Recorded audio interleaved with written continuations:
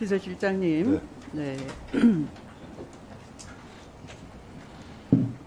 국무위원들하고 자주 소통하시죠? 그렇습니다. 네, 그러면 비서실장은 대통령을 보좌하면서 국무위원이 준법하도록 촉구하는 게 맞을까요? 아니면 불법하더라도 그걸 옹호하고 그렇게 이 궤변으로 방어해주는 게 맞을까요? 전자의 말씀이 옳다고 생각합니다. 네, 당연히 불법이 있다면 불법하지 않도록 준법하도록 해야 되는 역할을 하셔야 되고 그렇게 보좌해야 되는 거죠.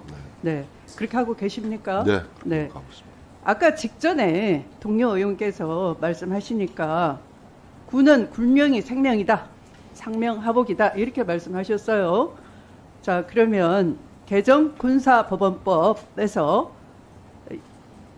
군 사망 사건 어떻게 해야 됩니까? 군 사망 사건은 군사법원법 경찰청에 개정에 따라서 이첩해야 되는 것이죠. 바로 경찰에 네, 즉시 잘 알고 이첩하도록 되어 계시네요. 있습니다. 자, 그럼 그렇게 됐는지 한번 보겠습니다. 아까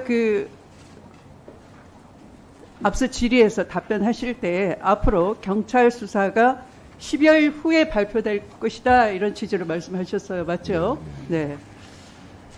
그리고 이것은 항명 사건이다 이렇게도 표현을 하셨어요. 네. 그러면 불법적으로 아까 알고 계시는 법에 어긋나는 사태가 일어났으면은 이게 왜 일어났지? 궁금해야 되고요. 또 그 이첩을 제대로 했는데 다시 회수를 했단 말이에요. 그럼 제대로 이첩했는데 법에 따라서 왜 회수했는지 누가 회수하라고 지시를 했는지 그걸 국민들이 의혹을 가지고 지금 묻는 거예요.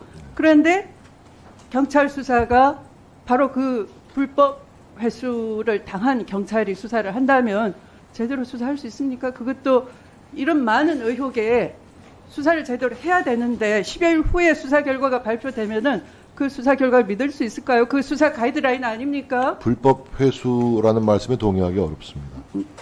자, 그 동의하든 안 하든 그러면 질문하도록 하겠습니다. 비서실장께서 말씀하시는 항명은 어떤 뜻이죠? 군사법원법에 의해서라도 제대로 된 건데 별따로 이해하는 항명이라는 게 있습니까? 어떤 취지입니까? 상급자의 명령 지시를 어긴 것이죠. 아, 그 상급자의 명령 지시가 법에 어긋나는 것도 해당이 되는 것이죠. 그러면 지금 그런 취지로 말씀하시네요. 그러면 그것이 누구의 지시를 어긴 겁니까? 지금 국방부 장관의 지시. 국방부 장관인가요? 틀림없습니까? 그렇습니다. 네. 틀림없습니까? 국방부 장관도 그렇게 증언하고 있습니다. 그 말이 맞다라고 확신하십니까? 네, 그렇습니다. 네, 그러면 PPT 한번 보시겠습니다. 어떻게 돼 있습니까? 저 PPT 자료를 보시면 처음에는 장관이 결재를 한 것 같아요. 그런데 그 다음에 어떻게 됐죠? 사령관이라고 바꿨어요, 장관에서. 근데 그 바꾼 것도 두 줄 쓱쓱 그으시고 근데 저렇게 바꿨어요. 저게 있을 수 있는 얘기입니까? 공문이 윤석열 정부의 공문은 저런 식입니까? 누가 도대체 삭제를 하는 것인지 아무렇게나 줄을 쓱쓱 뭉개버리고 장관에서 사령관 그러면 지금 비서실장이 정언하시는 대로 저게 상관의 지시를 불이행한 것이고 항명이 돼버리는 겁니까? 저런 식의 공문에 의해서? 글쎄요, 어떤 서식인지 제가 어떤 소식인지 아니라 지금 보여드렸지 않습니까? 그 화면으로 확인이 되지 않습니까? 그거 조사해볼 의향은 없으십니까? 아니면 비서실장께서도 그 인지 부자에 걸리거나 꼭두각시가 되는 거예요. 그들이 답변하는 대로. 아, 국방부 장관이 그러더라. 보니까 국방부 장관은 그 결재하지 않았어요. 나중에 보니까 사령관으로 두 줄 뭉개고 바꿨어요. 저는 이해가 갑니다. 국방부 장관은 이미 8명의 기소가 정당하다는 박정훈 수사단장의 그 결론에 대해서 결재를 했거든요. 이미 문서로 결재를 했어요. 그리고 그 장관의 문서 결재 문서를 번복할 수 있는 사람은 누구인가요? 사령관인가요?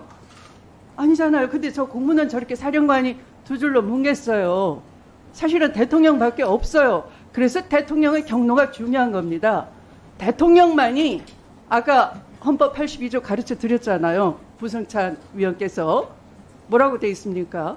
국무총리와 관련 국무위원회 부서가 있어야 된다라는 거예요. 군사에 대한 사안도 맞다라고 했어요. 이건 군사에 대한 사안인 거죠. 당연히 국방부 장관과 대통령의 문서로서 이 국방부 장관의 이첩 결재가 번복이 될 수 있을 거죠. 근데 그랬습니까? 사령관이 저렇게 두 줄로 뭉개고 누구 결재를 지시에 한 거죠. 의했다는 그 말씀은 의원님의 추정과 추측일 뿐이지 근거는 아니라고 생각합니다. 합리적 의심을 배제할 수 없는 정황을 지금 말씀드리는 거잖아요. 그러면 그렇게 아까 제대로 알고 계시네요. 준법을 촉구해야 될 비서실장 입장에서는 저렇게 엉터리로 사령관이 두 줄로 뭉개고 잘못 보고하지 않았나? 나도 혹시 당하는 거 아닌가 속임을 그런 의심을 가질 만한 거죠. 그래서 이 자리에서 대통령의 경로가 아니었더라면 장관이 저렇게 결재하지 않고 사령관이 마음대로 문서를 바꿔가지고 결재하고 저걸 항명이라고 하고 인사조치를 하고 있을 수가 없는 일이 벌어진 거잖아요. 근데 의원님, 네. 그 대통령이 경로를 했는지 진노를 했는지는 확인할 길은 없고. 네, 2달밖에 안 되셨으니까. 네, 아니, 그게 아니고요. 저와 같은 입장인 거예요. 저도 알 수가 없죠. 외부인이니까. 근데 아니, 그렇게 들은 사람이 있다라고 속속 나오고 있지 않습니까? 그렇습니다. 근데 네. 그 주장은 네.